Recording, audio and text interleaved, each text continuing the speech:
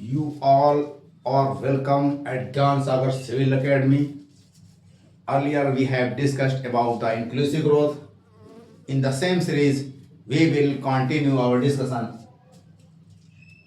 So today's our topic is capital formation. First of all, we have to know about the capital. What are the capitals? The word capital used in different parlance. According to the HR, in human resource management,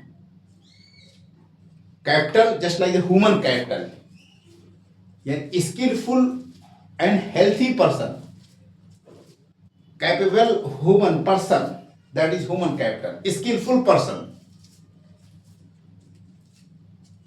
Next, in other sense, we can say financial capital, just like the fund, insurance, and different type of derivatives, equities, etc. etc. These are the financial capitals. Any type of investment, these are the financial capital.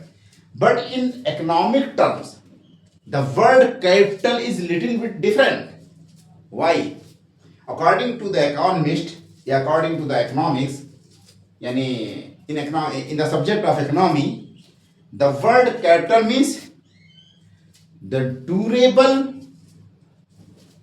anything that is durable and it is made for further production. Capital means in economic context any durable goods that is man-made. Any durable man-made goods, any durable man-made goods, those are used for future production. What is the capital in the context of economics? Any durable man-made goods used for future production. Anything that is generated, synthesized, manufactured in such a manner to use for future production. So this is the capital in the context of economics. So what is the capital formation? Intellectual property, intellectual rights are also capital, human capital, financial capital, but these are little bit different from the economic. In economics, I think capital means any man-made durable goods that those are used for future production. Next point, what is the capital formation? The generation of such a capital whose are used for future production, for the production in future, those are the capital formation. So here I mentioned one peculiar definition about the capital formation. It refers to the process of increasing the physical stock of capital. What is the capital formation? Capital formation, that is the process. Capital formation, that is the process. It is the process to increase the capital stock, to increase the physical stock of capital. So in economic context, capital formation means it refers to the process that it is the process to increase the physical stock, of capital. So it refers to the process of increase in the physical stock of capital. Write down. It refers to the process of physical stock of capital like machine, building, tools, technologies and factories, equipments, etc. So these goods are further used for the production of another goods. Hence these are the capital and they are formed through the different processes. Later I will talk what are the processes of capital formations. Next, it is the most important determinants of economic growth. Capital formation is the most important factor of economic growth. So one year in civil exam, I think question was asked, what are the major factor of economic growth? So capital formation is the one of the most important factor for economic growth. capital formation is the most important determinant for the economic growth. Economic growth is driven by the capital formation. How we can exemplify this dictate, yeah, this narration? Since independence, I think during 1951 and 58, our capital formation was saving and capital formation was approximately 8% of the GDP, whose changed after 1991 due to the economic reform. Nowadays, our capital formation reached to 32% of the GDP. So capital formation is the most important factor. Why? Because our economic growth has increased since 1991. So it related, yet it the driving factor, it the determinants of economic growth. How much economic growth we can achieve, it is decided by the investment, it is decided by the saving, it is decided by the capital formation. All three things that I have mentioned, and capital formation, investment and saving are interrelated. Later I will talk how the processes and how stages just like the saving, finance, investment and capital formation are interrelated, and what are the stages. So these are the stages of the capital formation. So it increases production, productivity as well as the future productivity capacity of any economy. So capital formation increase the production, productivity as well as the productivity capacity of future economy of any country. Whenever our capital formation retarded, it decreases, our growth is also retarded and reduced. So it is the driving factor, it is the determinants of economic growth. Next point, the first 5-year plan. This is the 5-year plan. This is the symbol of 5-year plan. The first 5-year plan was based on Harrod-Domar model. The first 5-year plan, 1951 and 56, was based on Harrod-Domar model.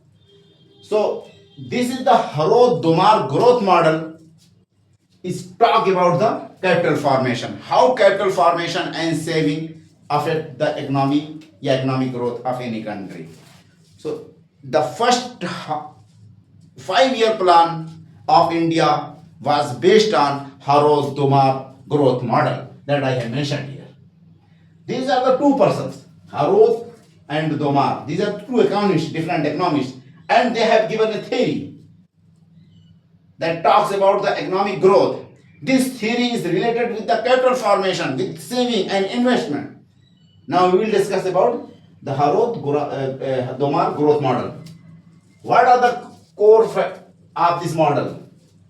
This model says growth rate as the ratio of saving rate to the capital output ratio. What is the growth rate? According to the Harrod-Domar model, growth rate is the saving. Growth rate as the ratio of saving to the output. Growth rate is the ratio of saving to the output. Here we can say, what is the growth? Economic growth. It is the ratio of investment to the capital output ratio. So according to Harrod-Domar model, growth rate is the ratio of saving या investment to the capital output ratio. Next, we can exemplify very easily through this diagram. According to the Harrod-Domar model, whenever we increased our saving, so this is the symbol of increasing the saving.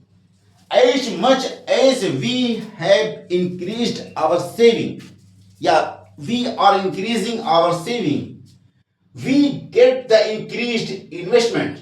So investment depends on saving. As much as we will increase the saving, Yeah, individual saving as much as has increased, so we will get increased investments. This investment will enhance the capital stocks. This investment will make higher capital stocking. So as much as saving will increase, investment will automatically will be increased. This increased या enhanced investments will upgrade या uprise the capital stocking and capital stock. So this upgrade या uprising the capital stock will support in the economic growth. This higher capital stocks will help in increasing the economic growth. So as much as saving we are recording, yeah, we records as much as high saving, we will get high and huge investment. This investment will help in stocking the capitals. The higher capital stocks will generate the output, will increase the income, will increase the economic growth. This is said by Harrod Domar model. Next point. I have mentioned here economic growth is equal to the saving, yeah, investment. Saving and investment both are little bit different, but I will talk later. So suppose that economic growth is equal to the investment. Economic growth is equal to the ratio of investment with incremental capital output ratio. So economic growth just like as the ratio of investment to the incremental capital output ratio. First of all, we have to know capital output ratio that I have mentioned here. What is the capital output ratio? This is the capital. Suppose that I have increased 1 units of the capital. I have increased 1 units of the capital. So in the similar fashion, in the similar mode, we will also get the same increments of the output. With increasing a single units of the capital, our output will also will increase. So this is the capital output ratio. If we decrease, if we have down, yeah, decreasing our capital, means this symbol is that. So our output will also decrease. This capital is related not only single person, but the entire economy. We are talking here about the entire economy. As much as investment, as much as capital will enhance in any economy, in the same proportion we will get the output. Here output means the GDP of any country. So with increasing the capital, we get the increment in the GDP. With decreasing the capital, yeah, capital formation, we will get the decreased GDP, decreasing the ratio of GDP, yeah, percentage of the GDP. So this is called the capital output ratio. One thing, ICOR, incremental capital output ratio, that I have mentioned here. What is the incremental capital output ratio? Incremental capital output ratio talks about amount of additional capital needs to generate 1 more units of output. What is the incremental capital output ratio? It represents the amount of additional capital needs to produce 1 more units of output. Yeah, in other words, we can say number of units of capital that are required to produce an additional units of output. According to incremental capital output ratio, number of units of capital that are required to produce an additional units of output. So here I mentioned increase in capital will increase in output. So number of units of capital required to produce the additional amount of the output. This is the incremental capital output ratio. So if our incremental capital output ratio is high, it means our productivity is low, our production is low, so it is bad symbol. So low in ICOR यानी low incremental capital output ratio shows the efficient economy, and high incremental capital output ratio shows inefficient economy. Through the example we can illustrate these things very clearly through the example. Suppose that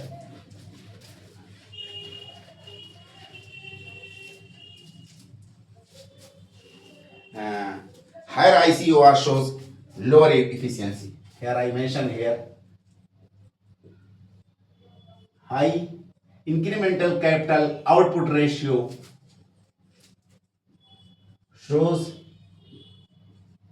lower efficiency, shows lower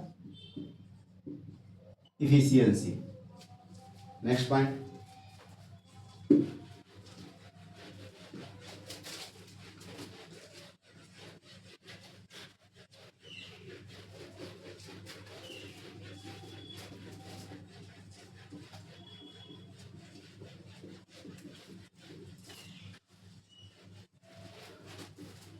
Higher ICOR shows lower efficiency. Through the illustration we can illustration an example. Suppose that first condition, incremental capital output ratio, that's just I have talked about this. Investment is 10 lakh. Suppose that investment is 10 lakh. This is the investment. And its output is suppose that 2 lakh. This is the first condition. If we invested 10 lakh, then we get 2 lakh output. Through the investments of the 10 lakh, we get 2 lakh GDP. Suppose that. So here our result is 5 lakh. 5 lakh is 5 units. 5 units. Another condition B, ICOR, incremental capital output ratio. We invested 10 lakh rupees. In another condition, we also invested the same amount. Here we invest 10 lakh rupees. How much we get? We get output 2.5 lakh. In another condition, we get output 2.5 lakh. So this 2.5 lakh we will achieve ICOR, incremental capital output ratio, approximately 4 lakh. 4 lakh, yeah, 4 lakh, yeah, 4 units. In other words, we can say 4 units. 4 units. In the first condition, we get incremental capital output ratio. How much? 5 units. In the second condition, we get incremental capital output ratio 4 units. So whose is better? This is the better. Why? We are investing the same amounts. It means 10 lakh here is also invested, 10 lakh is also invested. But here we get output 2 lakh.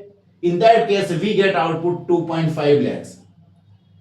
It means it is the more better condition compared to that condition. Here I mentioned high incremental capital output ratio shows lower efficiency in economy. So this is the higher, this unit is higher. So these higher units shows lower efficiency of the economy. So here we can say less efficient economy. Here it is best economy. Yeah, best efficient, yeah, more efficient economy. It is most efficient, it is more efficient compared to that. It is more efficient compared to that. Why? Because here we are getting the output is 2.4. We are investing in both conditions the similar amounts. but we get in one condition 2 lakh, in another condition 2.5 lakh. Whenever we get the more, yeah, we get more output, it means our incremental capital ratio will be less. So this less incremental capital output ratio shows better efficient economic condition. So this low incremental capital output ratio shows better, yeah, efficient economy. Efficient economy. Efficient economy is more employments, more aggregate demands in the economy, more employment, a high level of the income of the country, as well as the high level of the saving. So these are the examples, and these are most important things. Next point that we will discuss about the stages of capital formation. What are the stages of capital formation? First of all, saving. Next one is finance. Third one is investment. And investment is also in practical manner, in practical term, we can say the investment is actually the capital formation. So here we can write stages of capital formation.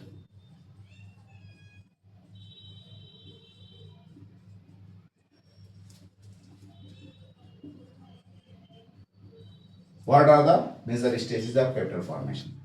First of all, I have mentioned here saving. This saving led to the financing, the finance. Next one is investment, and this investment is equal to capital formation.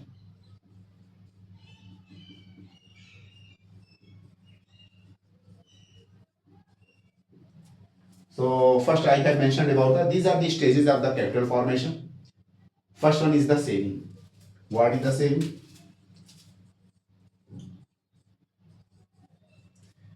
In the last classes I have discussed about the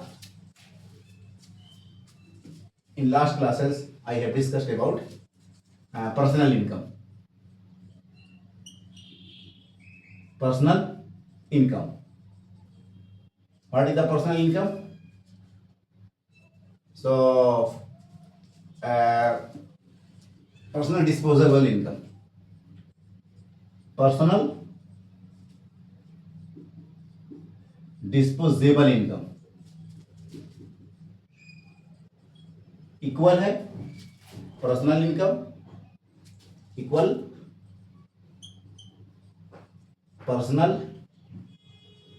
income minus taxes. First point. The first point. Personal disposable income equal to personal income minus taxes.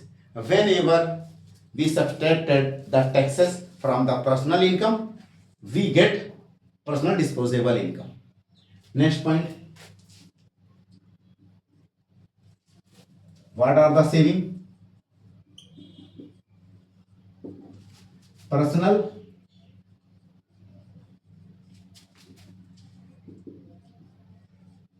disposable income minus final consumption. So this is the saving from personal income, from personal disposable income. When we subtracted the final consumption, so we get the saving. Yeah, here we can say expenditure, yeah, final consumption expenditure we subtracted from personal disposable income, so we get the saving. Here we can assume two conditions. Suppose that one person's personal disposable income is 100 and he just final consumption is 80 rupees. His final consumption is 80 rupees. How much amount he will save? 20 rupees. Another condition, if someone's personal income is 100 and he just invest, yeah, he just consume, yeah, he just spend 70 rupees out of 100. So how much he saved? Approximately, yeah, he saved 30 rupees. He saved 30 rupees. What is the better condition? What is the better condition? This is the more better, because here he spend 80 rupees, here he spend 70 rupees. This 70 rupees and 80 rupees difference of 10 units, yeah, 10 rupees, 10 rupees. So here he spend instantly in the market, in market he spend instantly more amount in that condition in the market. This spending in the market will create the aggregate demand. This instant spending in the market, a huge amount of the investment in the market will generate, will create the aggregate demand. This aggregate demands will enhance the employability and employments and increase the income. This will increase the income and also employment, income and employment.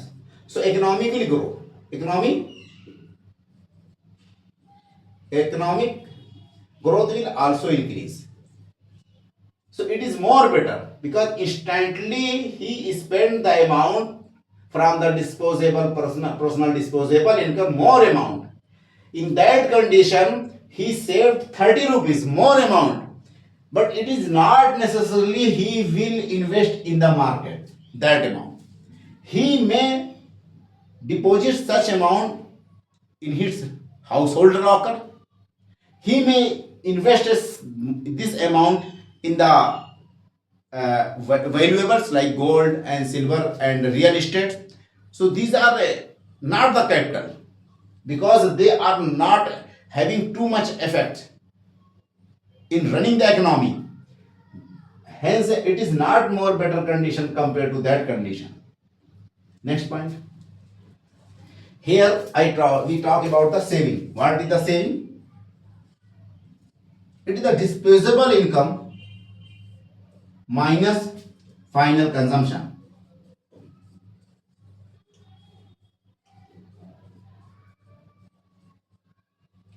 Saving means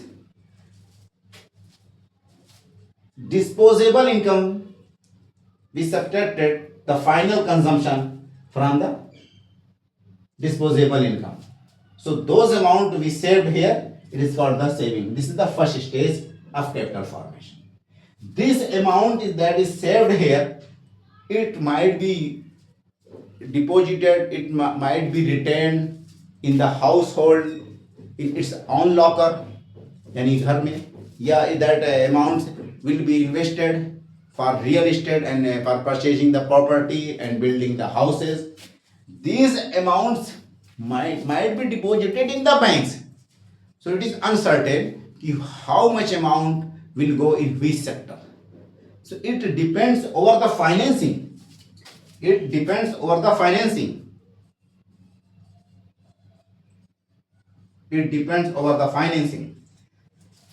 The saving, the amount that's saved is used for financing. That means it is deposited in the banks. So it is known as the financing. What is the finance? Mobilization of saving of household. Here we can write in financing, mobilizations of saving from household for investment by financial institution. So here we can write in saving, in financing, mobilization of saving from household for investment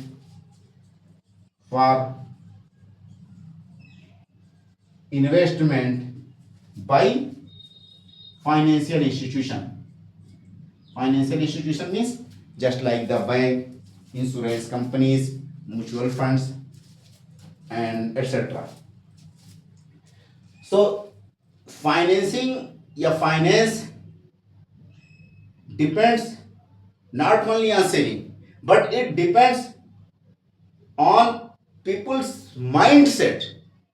How much people are aware in any country about the financial institutions and its tools, just like the stocks, equity, debt, and etc.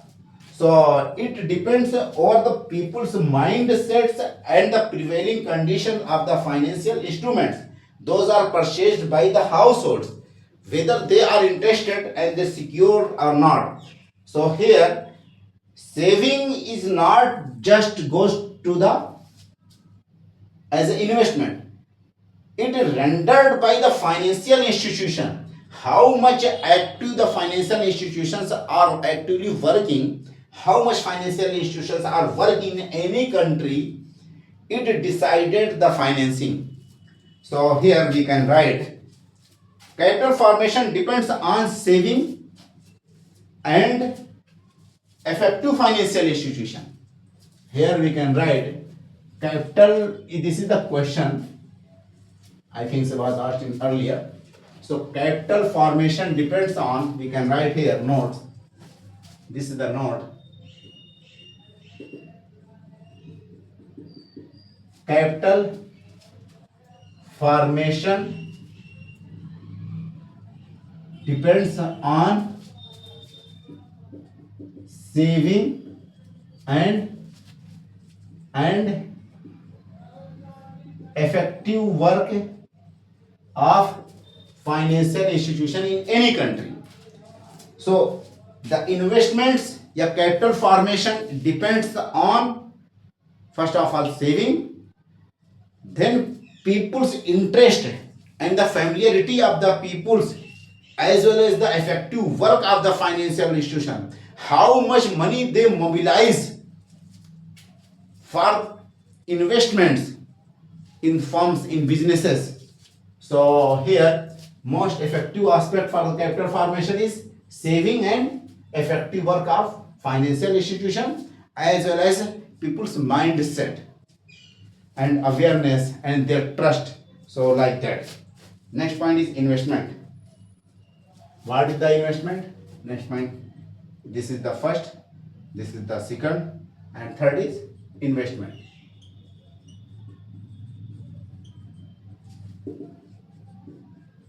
Investment is spent on capital. Spend on capital. The amount those are saved, then mobilized by the financial institution for financing, are deposited in the banks, etc. like that. So these amounts are invested in the business, in factories and companies. So these investments we can say as a spend on capital. Spend on capital.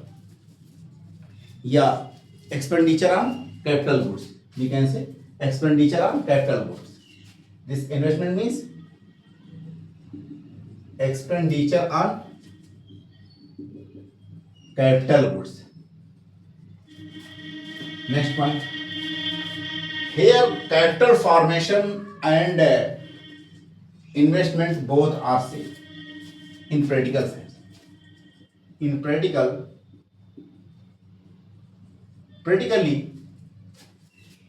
capital formation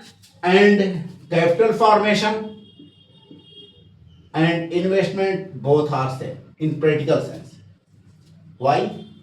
Because ultimately the expenditure on the capital goods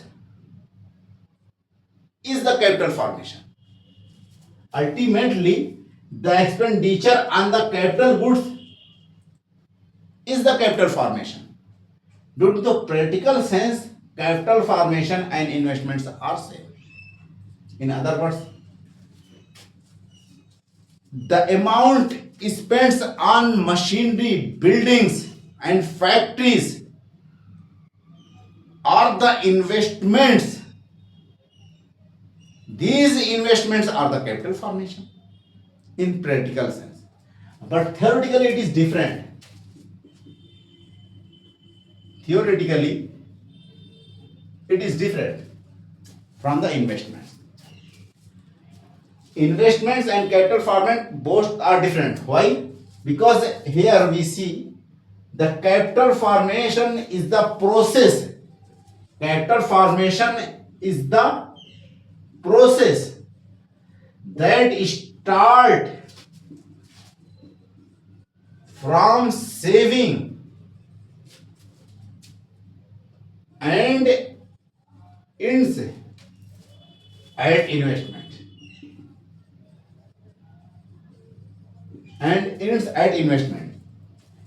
But practically both are same because the amount is spent on capital like machine, tools, motors, factories, etc. are calculated as investments. So these are the investment, those help in generating the capitals. So capital formation is little bit different. How it is different? Theoretically it is different because capital formation is the process that start from the saving and ends at investments. Next point, gross domestic saving. So I think from this example and these topics, it is clear. If any concept is not clear, so in comment, students can directly ask and consult me.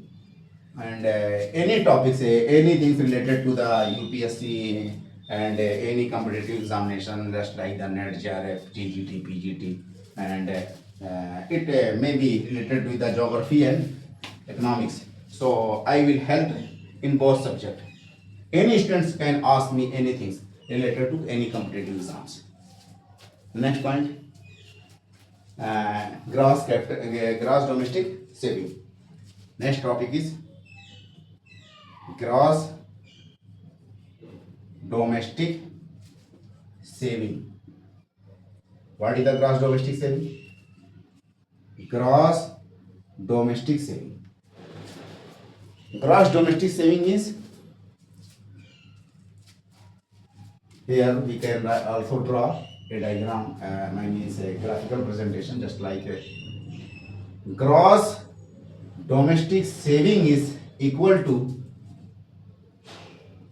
GDP minus final consumption expenditure. Means final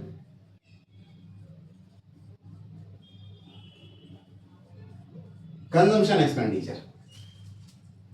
What is the gross domestic saving?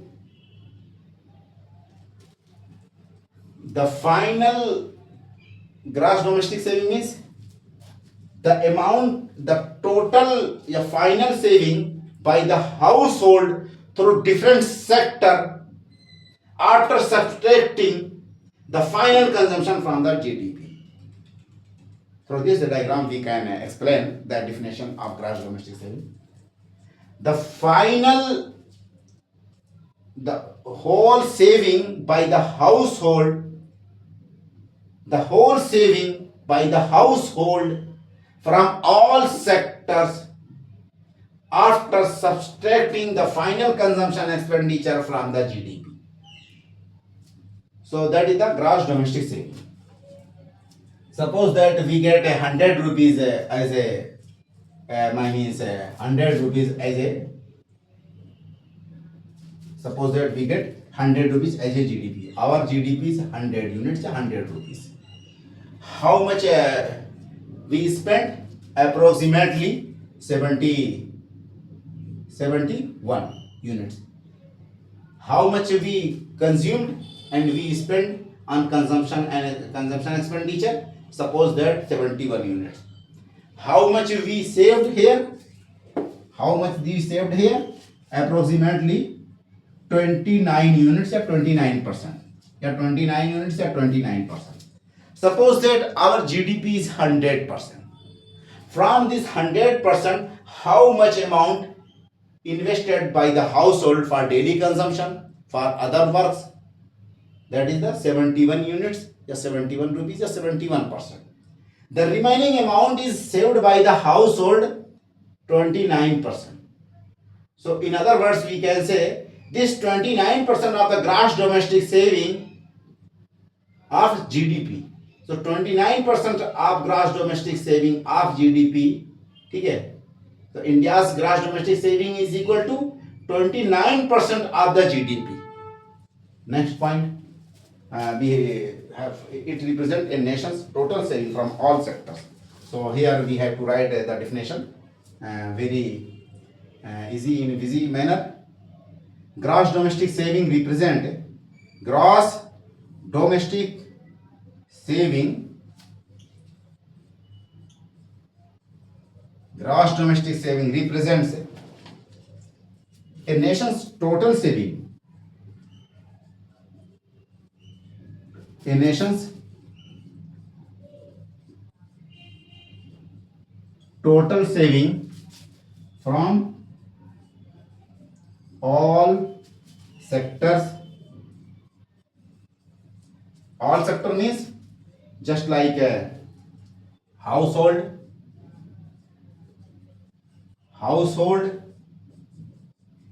private sector and public sector.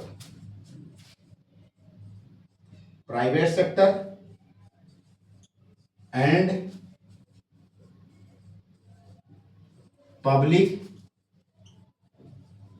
sector. After subtracting the final consumption expenditure from GDP. After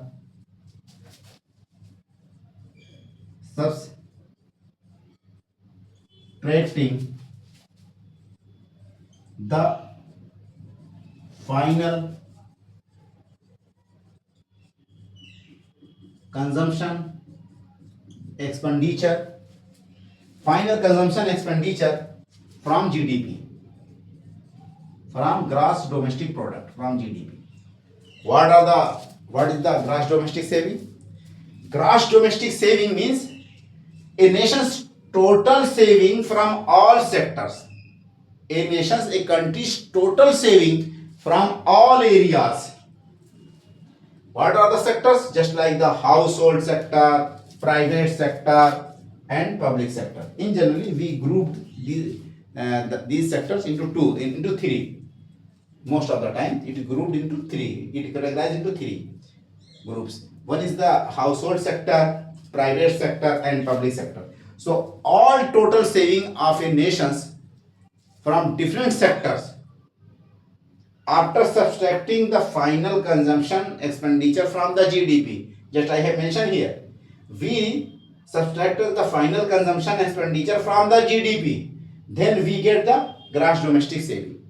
We assume here our GDP is 100%, 100 units. How much we consumed? We spent on the consumption 71 units. It means we saved 29%. So our gross domestic saving is 29% of the GDP. Next point.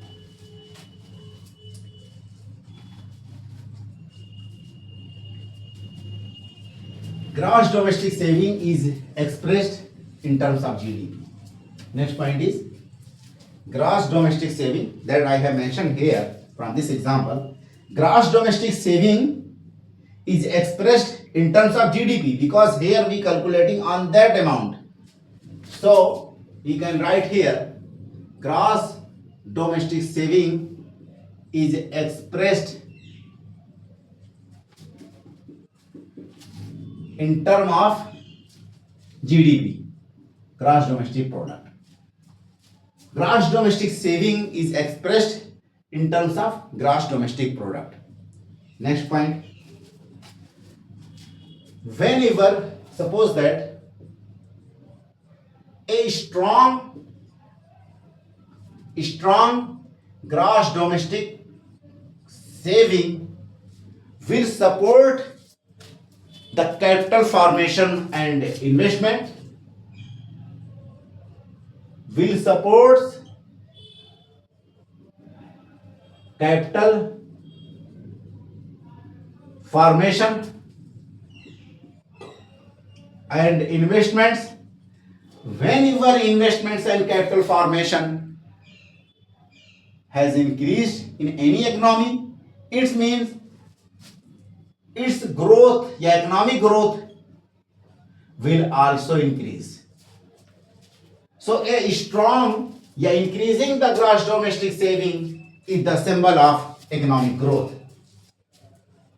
The increasing the strong gross domestic saving, a strong gross domestic saving represent the enhancement of the economic growth of any country, because it helps in the formation of the capital for capital formation, as well as it increases the investment. Whenever the growth will increase, it means income and employment will also increase.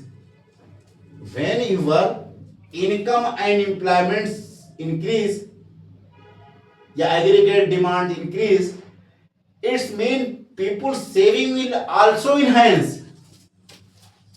People's saving, this is the saving. People's saving will also increase. How it will increase? Suppose that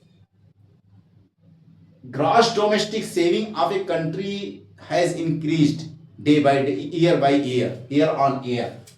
So it will help in the capital formation as well as the investments. So investment will also increase. Whenever investment increased of a country, growth will also enhance or increase. That led to make and increase the aggregate demand. These things help in increasing the income and employments. If people find more income, more employments mean they are getting the more options for saving. So these saving will help again in the formation of the capital. So a cycle is a cyclic rotation will start in any economy. When anything is breakdown in this cycle, means if saving retarded or reduced in an economy, so how much the capital will form? It will also reduce. Whenever the investment and capital formation is reduced in any economy, so they cannot get the appropriate growth rate. If they not get the appropriate growth rate, then employment generation will also start to retard and will stop. Employment generation will stop. So it will reduce the income. If people's income is reduced, they are not getting too much income, then how they can save? So it will break the economy. Next point. One question that was related to the assumption and reason that I put here. Assertion reason question. Mine is this is the symbol or symbol is question related to the assertion reason. Assertion reason. Question related to the assertion reason. India's economic growth has recorded. Here question is asked. Indian economy has recorded higher GDP growth rate. India's economy has recorded. Here we can write India's economy has recorded higher GDP growth rate. Higher GDP growth rate. India's economy has recorded higher GDP growth in the last few years. In the last 25 to 30 years. This is true or not? Yes, this is true. India's GDP growth rate recorded recorded high growth rate in the last few years. Because of why it is recorded? Because of increment, increase, enhancement of capital formation. Increment of the investments. With increasing the investment, with increasing the capital formation, India's economic growth is also recorded in the last few and 25 and 30 years. So this is the question of assertion and reason. Next we are moving to another topics.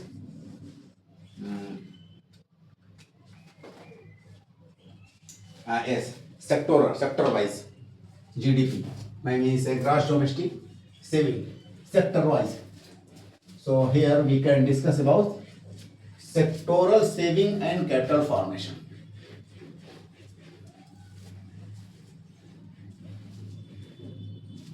Gross domestic saving sector wise. Gross domestic saving sector wise. First of all, we write here household sector,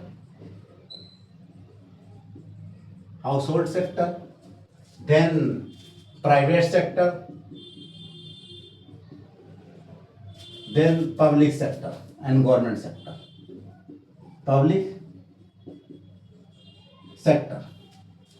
Suppose that our gross domestic saving is, suppose that 29% of GDP in 22-23. Suppose that India's gross domestic saving is 29.7 or 29.8% of GDP in 2022 and 23. So out of that amount, I think household saving is 18%. Out of that amount, household saving is 18% and private sector saving is 11%, approximately 0.6% of public sector. From this 29% saving, gross domestic saving, household sector play a vital role and its share is approximately 18%. Then come the term of private sector, that is 11%. Then come the public sector. One aspect. Before 1990 and 91, my means before the economic reform era, private sector was here and public sector exceed the private sector in terms of gross domestic saving. But since economic reform, private sector come at the second place and public sector come at last place. But before 1991, yani economic reform, public sector was at the second place in terms of the gross domestic saving. While since 1991, my means economic reforms, we have since economic reform in the adoption of economic reforms, private sector came at the second place in terms of gross domestic saving. Now its share is approximately 11%. Suppose that India's gross domestic saving is 100%. It is the 29% of GDP. But suppose that we are not putting this units here. We are assuming India's gross domestic saving is 100%, 100 units. Out of 100 units, this household share approximately 60%. It means it plays very vital and important roles in terms of the gross domestic saving. That is investment. So household, means individual houses, are play very vital roles in the context of investments in India's economy. They are very big compared to that private sector. And private sector 25% and 25%, and it is 5% approximate value. Its main household sector is very most important in terms of gross domestic saving. Next point, highest rate of gross domestic saving. highest rate of gross domestic saving. Highest rate of gross domestic saving was recorded in 2007 and 2008. Highest rate of gross domestic saving was recorded, I think, 2007 and 2008. That was approximately 37%, 37 points approximate. So 37%. Highest rate of gross domestic saving in India recorded in 2007 and 2008. That was the 37%. I think the least value of the gross domestic saving is recorded in 57 and 58%. And 1957 and 1956 approximate, the least rate of the GDS. Since 2011, gross domestic saving is in a declining tendency. Since 2011, our gross domestic saving is in a declining tendency. It is decreasing since 2011. I think 2020 to 23, we recorded the gross domestic saving in 29.7%. 29.7%. In 2022 and 23, our gross domestic saving is recorded approximately 29.7%. Next point.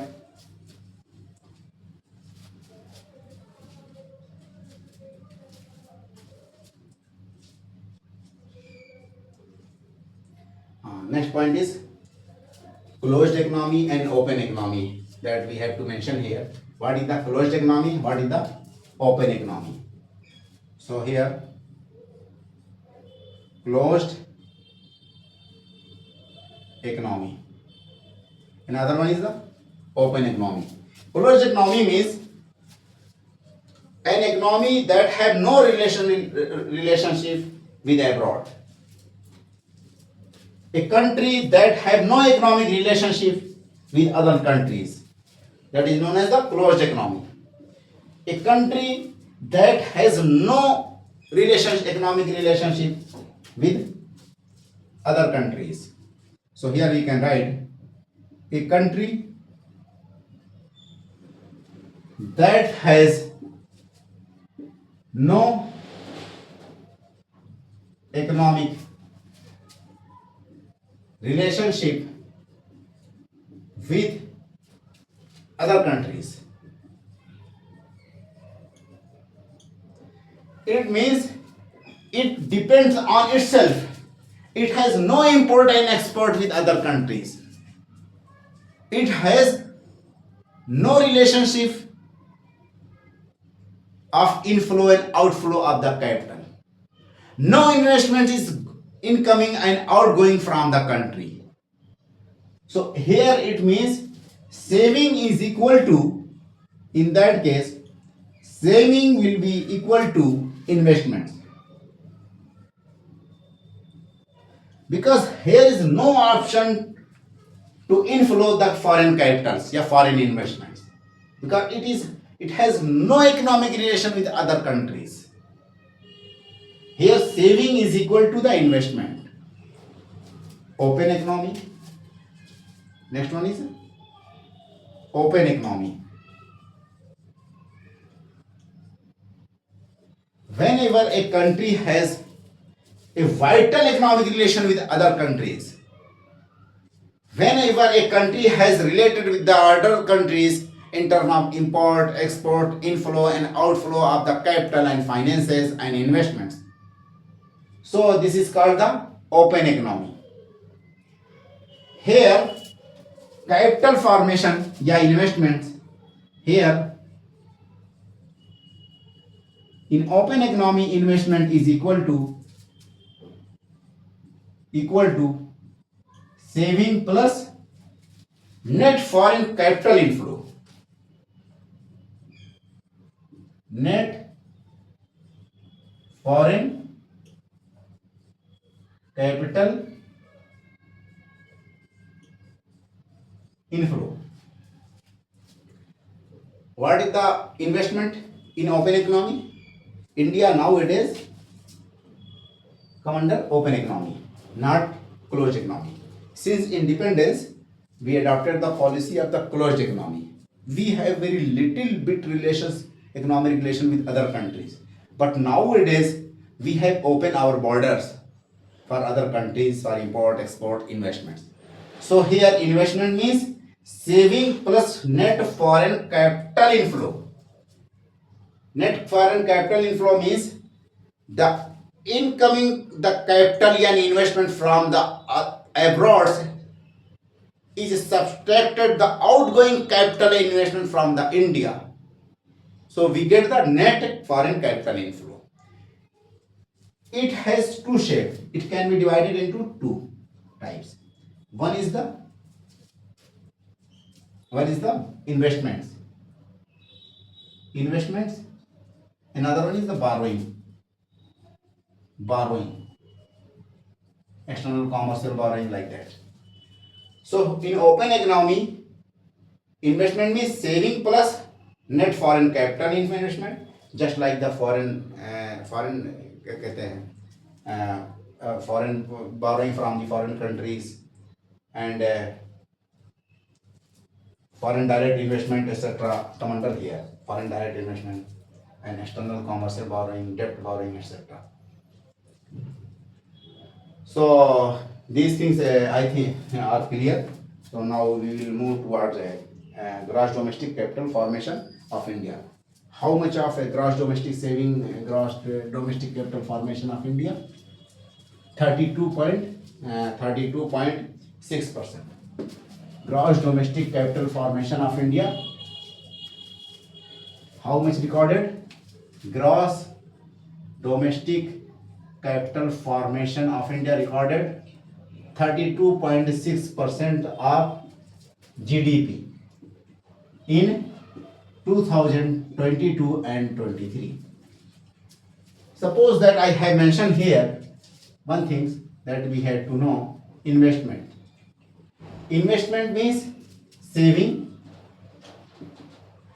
plus net foreign capital inflow. Net foreign capital inflow.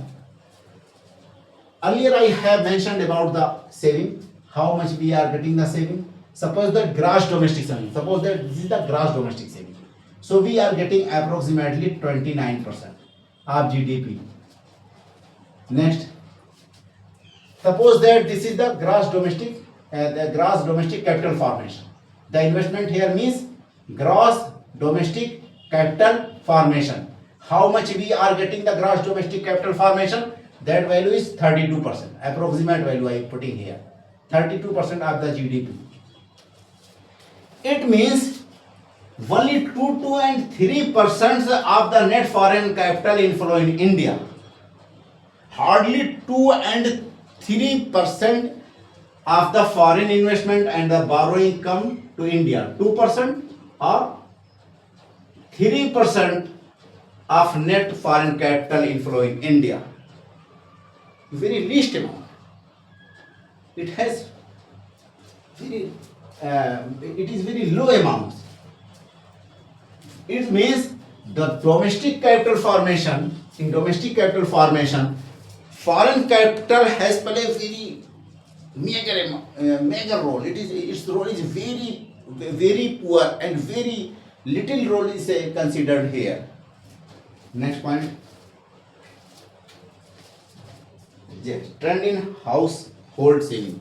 One point I want also to mention, because it was in news recently. I read in a newspaper, so I want to mention here. Trend of household saving.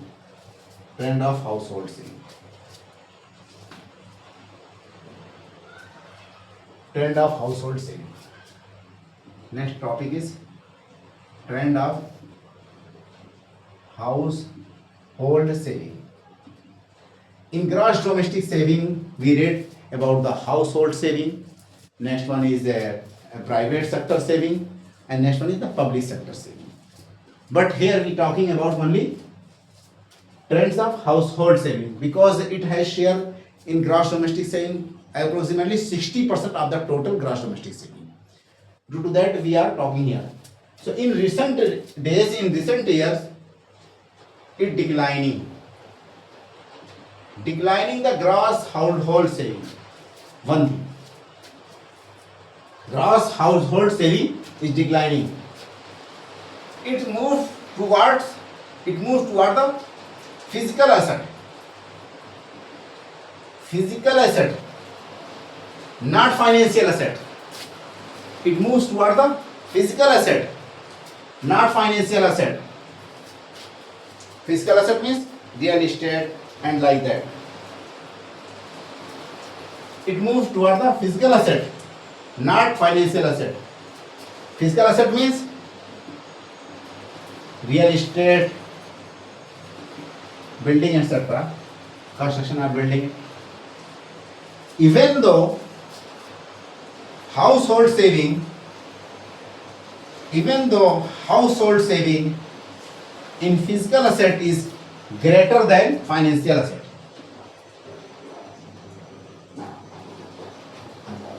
While financial asset is more liquid, it is nearby the capital formation and investment. It is more liquid compared to that.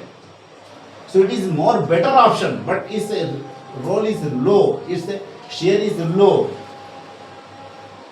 Next point, deposit in the bank is also declined in the recent year. I think it reached to the 35%. So deposits in bank is also declined. Surge in household liabilities approximately 6.2% of the GDP in 2022. So now we are moving and types of gross capital formation. Now we are moving here types of gross capital formation. So types of gross capital formation. Types of gross capital formation. Gross domestic fixed capital, gross fixed capital formation. First one is gross fixed capital formation. Types of gross capital formation. Gross fixed capital formation. Next one is the valuables. Third one is inventories. In other words, we can say our investment goes to these sectors, to these areas. Our investment goes to these areas. First of all, gross fixed capital formation. The gross fixed capital formation, just like the machine, tools, building and factories, etc. Machines, machinery, factory, etc. Next, valuable means golds and jewelry, etc. Inventories means raw goods, process goods under the process, and finished goods, etc. Here we can say raw materials, one goods under process,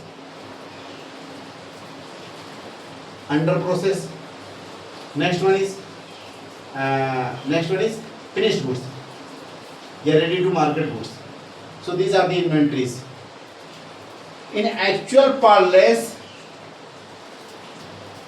investment here, the gross fixed capital formation is the fixed investment. Yet true investments is the true investment, gross fixed capital formation, and they have play very little roles. Actual investment is considered the gross fixed capital formation.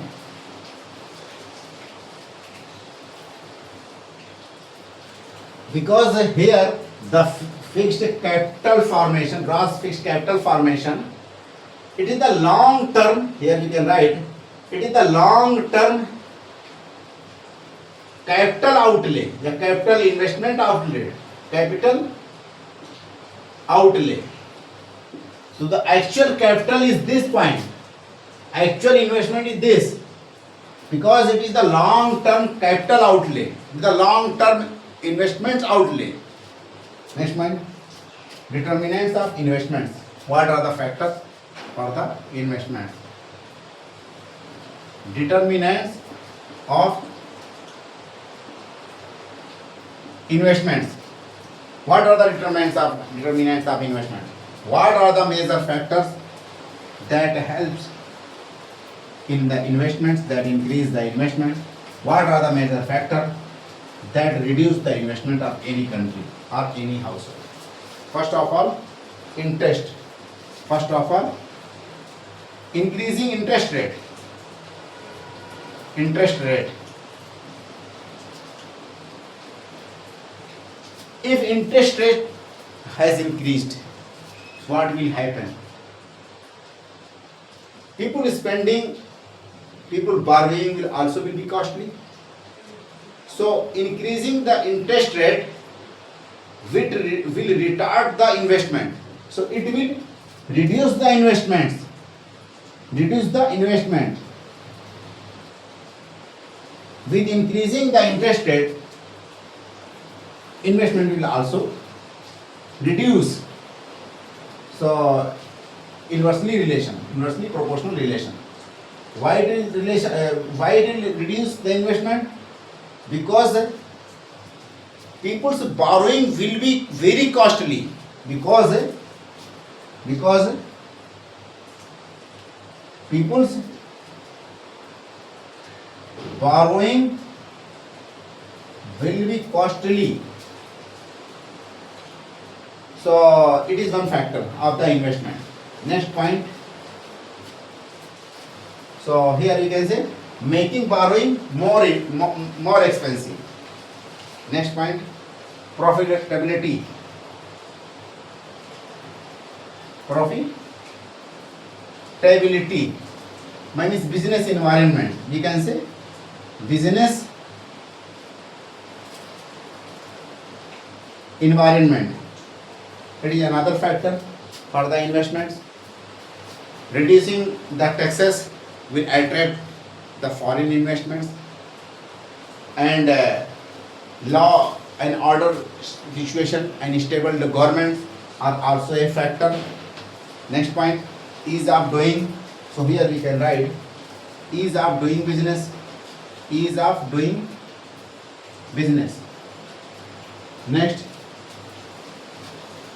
demands. With the increasing of demands, increasing the demands will also help availability of the inputs. Available inputs. Reducing the taxes.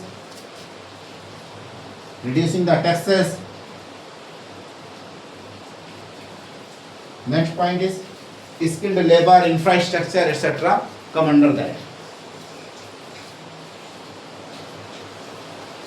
So one point we have to know about that, paradox of saving, that is related to this topic, paradox of saving.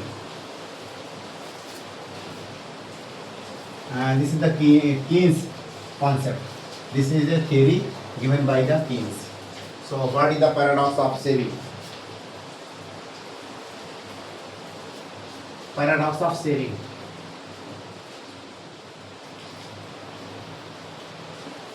He says while increasing the saving is better, is good symbol, but whenever whole household start to increase the saving, it means they reduce the disposable income, they reduce the consumption expenditure. So it is bad for the investment for the aggregate demands. So here we can write saving, while saving money is good for an individual.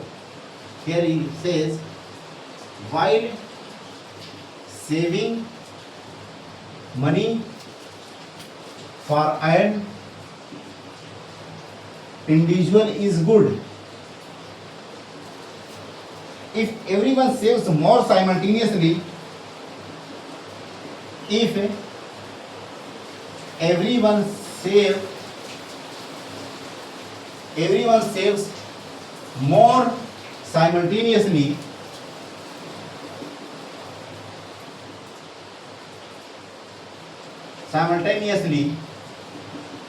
it will hurt the economy.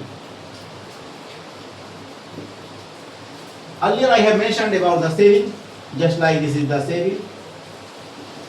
Here disposable income, here final consumption, expenditure.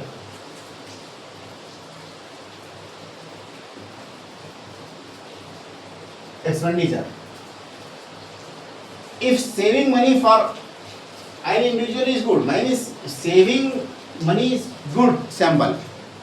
But if all and each household start to save more and more money simultaneously, so they will reduce their consumption. If they reduce their consumption, it means it will hamper the aggregate demands and it will reduce the economic growth rate of the economy. Next point, whenever household reduce the saving, suppose there is another condition, whenever household reduce the saving and they spend more amount on the final consumption, it means they are helping to increase the aggregate demand. In other condition, it's the reverse, vice versa. It will increase the aggregate demand. But here the simultaneously means all people are start to increase the saving at a time. So it is not good sample, it is bad things. It hurts to the economy. It means increasing the savings simultaneously by all household is a not good gesture. It is harmful to the economy. Because here finally we find to reduce the final consumption. So with the decreasing the final consumption, aggregate demands will also start to reduce. So we are, it is clear from that topic. Next point, investment elicits its own saving. He says again, says one thing, investments elicits its own saving. He says investment, he said investments elicits its own saving. From a diagram it can be expressed very easily.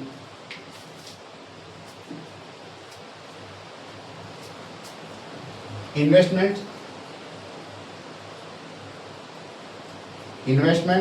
growth, income and saving.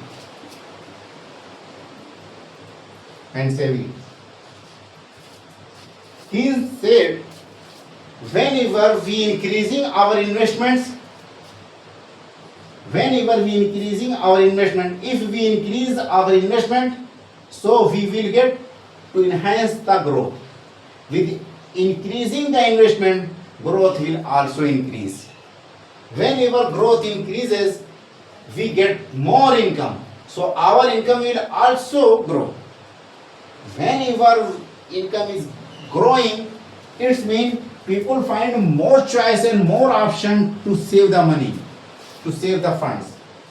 This saving is also increased with increasing the income. When saving increase, it means people have find more option and more choice to invest these saving in the markets, in the factories and in businesses. So he said investments elicits, yeah, investments depicts its own saving. Yani investment is the cause, it focus on the saving. It is the career to enhance the saving. It helps to raise the saving. How it will help to raise the saving? Whenever investment increase, if investment increases, growth will also increase. If growth increase, so people's income will also increase. If income increases, it means people start to save more and more money. With increasing the more money as a saving, they would be able to invest more in the markets, in the factory, in the business. So investment elicits its own saving. It is also another concept given by the Keynes. So now we want to close our discussion here, and our next topic will be related to the human development. Okay, bye, all the best.